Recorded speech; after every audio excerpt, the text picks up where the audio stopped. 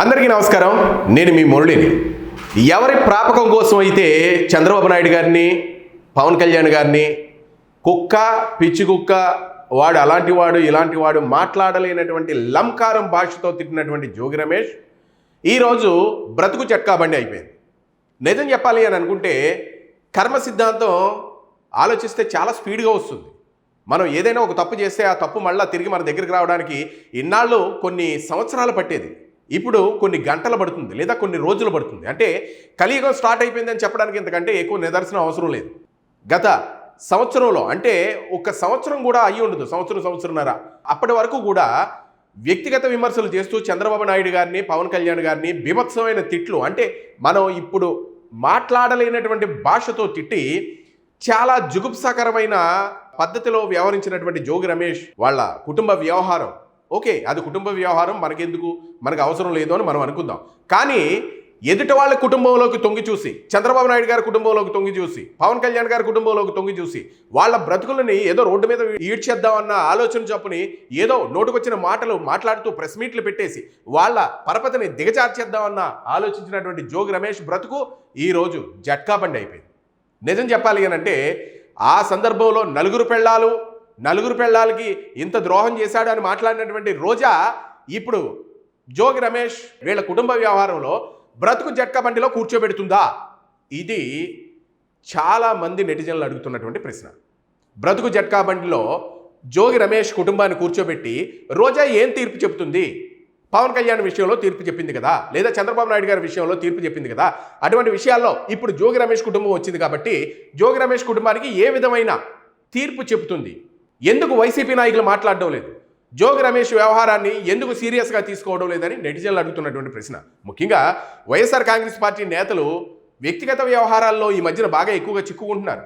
ఇది పార్టీ హైకమాండ్కి చాలా చిరాగ్గా మారుతుంది. మారదా మరి? ఇవి వచ్చే స్థానిక ఎన్నికలు, ఈ స్థానిక ఎన్నికల్లో ఇప్పటివరకు పార్టీ వేసుకున్నటువంటి ముద్రలు, ఆ ముద్రలన్నింటినీ చెరుపుకోవడానికి ప్రయత్నం చేస్తూ లోకల్గా స్థానిక ఎన్నికల్లో తన బలాన్ని పుంజుకునేటట్టు చేసుకోవాలి. లేదు అని అంటే ప్రజల్లో ఈ పార్టీ మసకబారిపోతుంది. ఎందుకు అనంటే గోరింట్ల మాధవ్ అతను చేసినటువంటి దౌర్భాగ్య నీచకరమైన పని మనం చూసాం. అతను వాట్సాప్ కాల్లో మాట్లాడడం, బీభత్సంగా బట్టలు ఇప్పుకుని మాట్లాడడం, ఇటువంటివన్నీ మనం చూసాం. అలాగే అంబటి రాంబాబు, అరే ఆ వాయిస్ నాయి కాదు, నేను మాట్లాడింది మిమిక్రీ చేశారు, ఎవరొకరిని తప్పించుకోవడానికి ప్రయత్నం చేశారు, అవి ఇప్పటికి ఇంకా సోషల్ మీడియాలో తిరుగుతున్నాయి. తర్వాత అవంతి శ్రీనివాస్, ఇలా ఒకరు కాదు ఎంతోమంది చెప్పుకుంటూ పోతే వైసీపీ నాయకులు ఒక్కొక్క బయోగ్రఫీ చూస్తూ వెళుతూ ఉంటే వైసీపీ పార్టీకి మచ్చ వేసుకుని వెళ్ళిపోయినటువంటి నాయకులే తప్ప వైసీపీ పార్టీ యొక్క విధి విధానాలను ప్రజల్లో తీసుకెళ్లే నాయకుడు ఒక్కడూ లేడు. నిజం చెప్పాలి అని అనుకుంటే ఇప్పుడు వైసీపీ పార్టీకి ప్రతి ఒక్కరు కూడా చేటు చేస్తున్నారు తప్ప మంచి చేయడం లేదు. వచ్చే స్థానిక ఎన్నికలు, ఈ స్థానిక ఎన్నికల్లో పార్టీని బలోపేతం చేసి ప్రజల్లోకి తీసుకుని వెళ్ళాలి.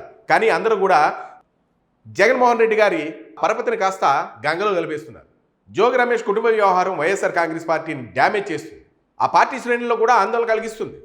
నిజంగా కుటుంబ కలహాలు, కుటుంబ వ్యవహారాలు ఏమన్నా ఉంటే కుటుంబంలో పెద్దల్ని, లేదు అని అంటే మనకి తెలిసిన వాళ్ళని కూర్చోబెట్టుకుని ఆ కుటుంబ వ్యవహారాలని మనం చక్కదిద్దుకోవాలి.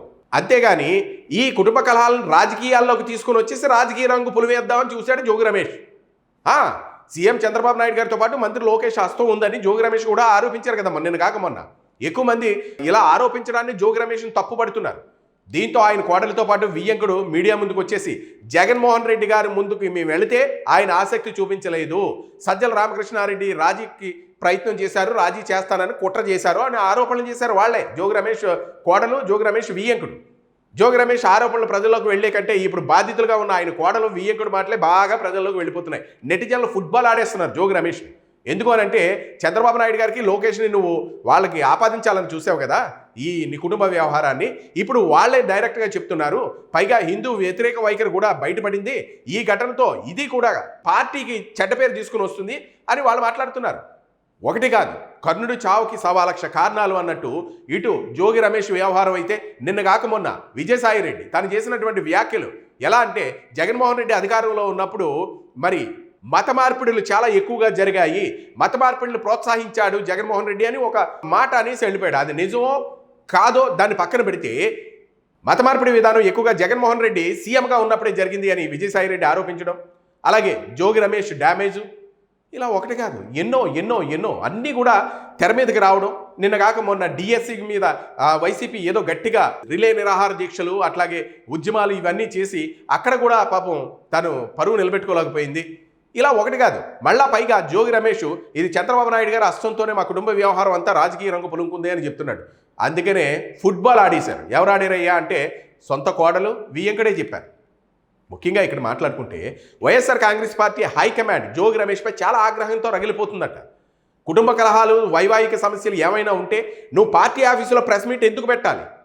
దాని ద్వారా నువ్వు బయట పెట్టి దానికి రాజకీయ రంగు పులిమే ప్రయత్నం చేయడం ఎందుకు? వైఎస్ఆర్ కాంగ్రెస్ పార్టీ హైకమాండ్ చాలా తప్పు పడుతుందట జోగి రమేష్ని. నీ వ్యక్తిగత విషయాలు ఏమైనా ఉంటే సపరేట్గా ప్రెస్ మీట్ పెట్టుకో. వ్యక్తిగత తప్పులను, కుటుంబ వైఫల్యాలను కప్పిపుచ్చుకునేందుకు పార్టీ ప్లాట్ఫామ్ నువ్వు ఎలా వాడుకుంటావు అని వైఎస్ఆర్ కాంగ్రెస్ పార్టీ మరింత డ్యామేజ్ జరిగింది నీ వల్ల అని చాలా గుర్రుగా ఉందట. జోగి రమేష్ మాట్లాడిన తర్వాత ఆయన కోడలితో పాటు వెంకడు కూడా మీడియా ముందుకు వచ్చేసారు కదా. దాంతో ఈ వ్యవహారం మరింత సున్నితంగా మారిపోయింది. సాధారణంగా కుటుంబ వ్యవహారాలు మహిళల వైపే ఎక్కువగా మాట్లాడుతూ ఉంటారు చాలామంది. ఎందుకనంటే వాళ్ళు అలా చెప్తారు, ఉన్నది ఉన్నట్టు చెప్తారు. వాళ్ళు మాట్లాడిన మాటల్లో నిజాలు బయటకు వస్తాయి. వాళ్ళు మాట్లాడిన మాటల్లో ఒక సానుభూతి ఉంటుంది. వారిపై సానుకూలత ప్రతి ఒక్కళ్ళు వ్యక్తం చేస్తారు. న్యాయం కోసం సజ్జల రామకృష్ణారెడ్డిని కలిస్తే ఫలితం లేకపోయింది, జగన్మోహన్ రెడ్డిని కలిసేందుకు ప్రయత్నం చేశాం, అవకాశం దక్కలేదు అని కోడలే బహిరంగంగా చెప్పింది. అది పార్టీకి మింగుడు పడడం లేదు ఆ విషయం. ప్రస్తుతం మేఘన వచ్చి వైసీపీ నేతల పేర్లన్నీ కూడా చెప్పేసింది. ఎవరెవరి దగ్గరికి వెళ్ళారు, ఎందుకు వెళ్ళారు, వెళ్ళినప్పుడు వాళ్ళు ఏమన్నారు, వాళ్ళు రాజీ ఏ విధంగా కుదర్చడానికి ప్రయత్నం చేశారు, ఏ విధంగా పక్కకు తప్పుకున్నారు, ఇవన్నీ చెప్పింది. మరోవైపు మతపరమైన అంశాలు ప్రజల్లోకి వెళ్ళడం పార్టీ సాంప్రదాయ ఓటు బ్యాంకుపై ప్రతికూల ప్రభావం చూపుతుందని ఆందోళన కూడా వ్యక్తం చేస్తుంది. మరి అంతే కదా, జోగి రమేష్ భార్య మీ దేవుళ్ళకి ఇద్దరిద్దరు పెళ్ళాలు ఉంటారు, అటువంటి దేవుళ్ళని నువ్వు ఎందుకు పూజించాలి, నువ్వు పూజించాల్సిన అవసరం లేదు, మా యేసు ప్రభువుని నమ్ముకుంటేనే నీ బ్రతుకు బాగుంటుంది, నువ్వు మీ దేవుళ్ళని నమ్ముకున్నంత మాత్రాన నా కొడుకు నీతో కాపురం చేయడు, ఇట్లాంటి రకరకాల మాటలు. జోగి రమేష్ కోడలు మీ దేవుడి మందిరం చూపించండి అని అంటే ఏదో అప్పటికప్పటికి ఏదో ఒక తాత్కాలికంగా ఒక దేవుడి మందిరాన్ని ఏర్పాటు చేసిస్తే అక్కడ ఆమెకి ఇష్టమైన శివుడిని పూజిస్తూ ఉంటే అగరత్తులు వెలిగిస్తే శవాల వాసన వస్తుంది, ఎందుకు నువ్వు అగరత్తులు వెలిగిస్తున్నావని ఆంక్షలు కూడా విధించేవారట. అంటే హిందువుల మీద, హిందువుల యొక్క మనోభావాల మీద దెబ్బతీసేటట్టు జోగి రమేష్ కుటుంబం బీభత్సమైన ప్రయత్నం చేసింది. నిన్న పత్తిత్త పరవాణం వండితే చల్లారు లేదంట. జోగి రమేష్ మాట్లాడతాడు మీడియా ముందు, ఏమండి మా ఇంట్లో ప్రభువు ప్రార్థన చేసుకుంటే తప్ప, మా ఆవిడ ప్రార్థన చేసుకుంటే తప్ప, నువ్వు ప్రభువుని ప్రార్థన చేసుకో, హ్యాపీగా నువ్వు బాప్టిజం తీసుకో, లేదు అని అంటే చర్చికి వెళ్ళి కూర్చో, లేదా అక్కడ నువ్వు విపరీతంగా ప్రార్థన చేసుకో, నిన్ను ఎవడు వద్దన్నాడు? మరి ఇంట్లో నీ హిందూ కోడలు అగరబత్తి వెలిగిస్తే శవాల కంపోస్తుంది, నీ దేవుళ్ళకి ఇద్దరు మొగుళ్ళు, ఇద్దరు పెళ్ళాలు, అటువంటి దేవుళ్ళని నువ్వు పూజించడం ఎందుకు అని హిందువుల మనోభావాల్ని నువ్వు దెబ్బతీసే అధికారం నీకుందా? నువ్వు అడిగేస్తావా? హిందువుల్ని కించపరుస్తూ నువ్వు మాట్లాడతావా? మరి ఏం జరుగుతుంది? జోగి రమేష్ అయితే నేను మా ఆవిడ ప్రార్థన చేసుకోవడం తప్ప అని ప్రెస్ మీట్ ముందు గుండెలు బాదుకున్నాడు కదా. మరి మీ కోడలు ఈశ్వరుని ప్రార్థించడం, ఈశ్వరుడికి దండం పెట్టుకోవడం, అగరత్తులు వెలిగించడం తప్ప మీరెందుకు ఆవిడ మీద హుకుం చెలాయించారు? నువ్వు ఆ దేవుడిని నమ్ముకుంటే నా కొడుకు కాపురం చేయడు అని నీ భార్య ఎందుకు మాట్లాడుతుంది? ఇవన్నీ మాట్లాడితే ఇవన్నీ కూడా వైసీపీకి డ్యామేజే. ఇవన్నీ వైసీపీ నాయకులకు తెలుసు. అందుకనే చాలా అసహనంతో ఉన్నట్లు ప్రచారం నడుస్తుంది.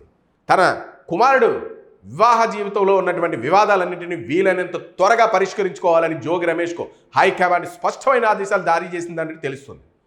వ్యక్తిగత కుటుంబ సంక్షోభాలకు పార్టీకి ముడిపెట్టేసి చంద్రబాబు నాయుడు గారు, లోకేష్ వచ్చి మా అబ్బాయిని ఇలా చేశారు, ఆ చంద్రబాబు నాయుడు వల్ల, లోకేష్ వల్ల మా అబ్బాయికి నరాల వీక్నెస్ వచ్చిందని కూడా మాట్లాడనేమో. పాపం కుదరదు కదా అలా చెప్పడానికి. తర్వాత చంద్రబాబు నాయుడు, లోకేష్ పేరు చెప్తే మా అబ్బాయి కాపురం చేయలేకపోతున్నాడు అని చెప్పినేమో, అది కూడా చెప్పిన జోగి రమేష్ అయితే. ఎందుకంటే నాలుగుకి నరం ఉండదు కదా. అందుకనే ఇక నుంచి పార్టీ పేరు వ్యవహారంలో లాగొద్దని, అనవసరంగా ప్రత్యర్థులను దూషించొద్దని ఖరాఖండిగా తేల్చి చెప్పిందట వైఎస్ఆర్సీపీ పార్టీ. చెప్పాలి, స్థానిక ఎన్నికలు వస్తున్నాయి, హిందువుల మనోభావాలు దెబ్బతీసే మాటలు మాట్లాడారు జోగి రమేష్ భార్య ఇద్దరు కూడా. శివుడికి అగరత్తులు వెలిగిస్తే శవాల కంపోస్తుంది అని మాట్లాడారట. హిందువుల మనోభావాలు దెబ్బతీయడం కాదా ఇది? నువ్వు క్రిస్టియన్ అని చెప్పావు, అలాగే నా భార్య యేసుప్రభు ప్రార్థన చేస్తే తప్ప అంటే అని అడిగిన జోగి రమేష్, మరి నీ కోడలు శివుని ప్రార్థిస్తే, శివుని పూజిస్తే తప్ప? మరి ఇది హిందువుల మనోభావాలను కించపరచడం కాదా? మరి నీలాంటి నాయకులు ఉంటే వైసీపీ పార్టీకి ఓట్లు ఎవరేస్తారు? హిందువులు ఓట్లు అక్కర్లేదా? నువ్వు ఓన్లీ యేసుప్రభుని నమ్ముకున్న వాళ్ళు ఓట్లు ఉంటే సరిపోద్దా నీకు? అంటే నేను ఇక్కడ యేసుప్రభుని నమ్ముకున్న వాళ్ళని నేనేం మాట్లాడటం లేదండి. అంటే అతను మాట్లాడిన మాటలు నేను చెప్తున్నా. హిందువులు ఓట్లు అవసరం లేదా? మరి అటువంటిప్పుడు అందరూ కావాలనేసి నువ్వు ఓట్లు అడుక్కోవడానికి వచ్చినప్పుడు ప్రతి ఒక్కరు చేతులు పట్టుకుని ఎందుకు బ్రతుకులాడుతున్నావు నువ్వు? నీకు హిందువుల మనోభావాలను దెబ్బతీసేటటువంటి హక్కు నీకు ఎవరిచ్చారు? చంద్రబాబు నాయుడు గారితో పాటు మంత్రి నారా లోకేష్ పేర్లను కూడా ప్రస్తావించి దాన్ని రాజకీయ అంశంగా మార్చేసావు కదా. నీ కోడలికి టీడీపీ గైడ్ చేస్తేనే ఆవిడ బయటకు వచ్చిందని చెప్పావు కదా. అయ్యో నా మొగుడు కాపురం చేయడం లేదు, నాతో ఆడికి నరాల వీక్నెస్ ఉంది, ఆడు దేనికి స్పందించడం లేదని బహిరంగంగా ఆవిడ చెప్తుంది కదా. దానికి చంద్రబాబు నాయుడు గారికి లోకేష్కి సంబంధం ఏంటి? మరి చంద్రబాబు నాయుడు గారికి లోకేష్ గారికి సంబంధం ఉంది, వాళ్ళిద్దరి గురించే నీ కొడుకు కాపురం చేయడం లేదు.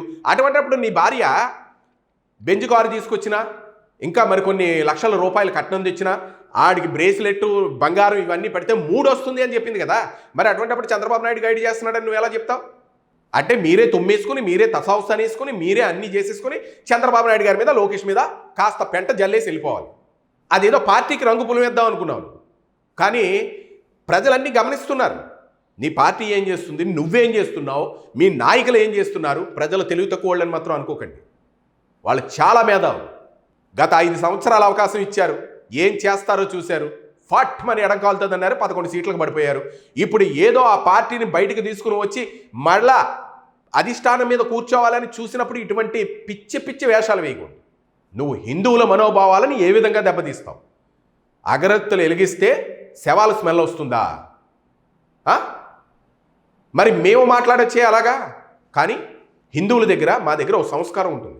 ఎదుట వ్యక్తి దేవుడిని మేము తిట్టాలి అని అంటే ధర్మాలు మేము ఆలోచిస్తాం. నీకులాగా ఆ పూజ చేస్తే నీ దేవుళ్ళందరికీ 2 పెళ్ళాలు ఉన్నారు, నీవు పూజ చేస్తే శవాల కంపు వస్తుంది. ఒక అగరబత్తి స్మెల్ ఏంటో తెలియని నీ భార్య, ఆ స్మెల్ ఎలా ఉంటుందో తెలియనటువంటి భార్య శవాల ముందు శవాల కంపు వస్తుంది అగరత్తులు వెలిగిస్తే. మరి ఇప్పుడు ఇవన్నీ హిందువుల మనోభావాలు దెబ్బతీయడం కదా జోగి రమేష్. నిజం చెప్పాలి అని అంటే వైఎస్ఆర్ కాంగ్రెస్ పార్టీని కూడా ఇందులో జత చేసేసరికి పరిస్థితి మరింత జటిలంగా మారిపోయింది. అందుకే వీలైనంత త్వరగా ఈ వివాదం పరిష్కరించుకోవాలని జోగి రమేష్పై హైకమాండ్ చాలా ఒత్తిడి తీసుకొచ్చిందట. తీసుకురావాలి కూడా. ఎందుకనంటే ఇలాంటి వాళ్ళు పార్టీలో ఉంటే పార్టీకి మొత్తం చెడ్డ పేరే. పార్టీ నాశనం, సర్వనాశనం గంగలో కలిసిపోద్ది. అయిపోయింది మొత్తం, వాళ్ళు బ్రతుకంతా అయిపోయింది. చెక్కేస్తారు, ప్రజలు మొత్తం చెక్కేస్తారు. ఎందుకనంటే ఇప్పటికే వైఎస్ఆర్ కాంగ్రెస్ పార్టీకి ఒక ముద్ర ఉంది. 7 కొండల గురించి, వెంకటేశ్వర స్వామి గురించి, ఆ 7 కొండల మీద ఒక కొండ గురించి, అలాగే ఎప్పుడు కూడా వీళ్ళు తిరుపతి వెంకటేశ్వర స్వామి ప్రసాదం మన జగన్మోహన్ రెడ్డి గారు వాళ్ళ భార్య తినరు అనేసి వాళ్ళు తీర్థం తీసుకోవాలంటే ఇలా చేతులు వేసుకుని ఇలా వెనక్కి వేసేసుకుని పక్కన అటు ఇటు చూసి కచ్చిపులతో తుడిచేస్తారని, హిందువులు మనోభావాలు దెబ్బతీస్తారని చాలా పెద్ద పేరు ఉంది వైఎస్ఆర్ కాంగ్రెస్ పార్టీకి. అటువంటిది మళ్ళీ నీలాంటి నాయకులు ఉండడం వల్ల ఉన్న దాంట్లో 100%లో 10% ఉందనుకో పార్టీ పరువు, నీలాంటి వాళ్ళ వల్ల ఆ 10% కూడా గంగలో కలిసిపోతుంది. దీన్ని వైఎస్ఆర్ కాంగ్రెస్ పార్టీ చాలా సీరియస్గా తీసుకోవాలి. ఆల్రెడీ జగన్మోహన్ రెడ్డి గారు కూడా చాలా సీరియస్గా తీసుకుని జోగి రమేష్ లాంటి నాయకులు వాళ్ళ కుటుంబ వ్యవహారాలు ఇవన్నీ కూడా బహిరంగంగా వచ్చి వైఎస్ఆర్ కాంగ్రెస్ పార్టీకి ఆపాదన చేస్తే మాత్రం మేము ఊరుకోము, వాళ్ళ కుటుంబ గజ్జిని వాళ్ళే తోముకోవాలి, పార్టీకి పొలవకండి అని చాలా గట్టిగా వార్నింగ్ ఇచ్చారన్న మాటలు అయితే రాజకీయ సర్కిల్స్లో వినబడుతున్నాయి. ఇటువంటి వాళ్ళు రాజకీయాల్లో ఉండడం వల్ల వైఎస్ఆర్ కాంగ్రెస్ పార్టీకి చాలా పెద్ద డ్యామేజ్ అయితే జరుగుతుంది. మరి దీనిపై, ఈ వీడియోపై మీ అభిప్రాయాలను కామెంట్ రూపంలో తెలియజేయండి. వీడియోని లైక్ చేయండి, నచ్చితే షేర్ చేయండి. Thank you.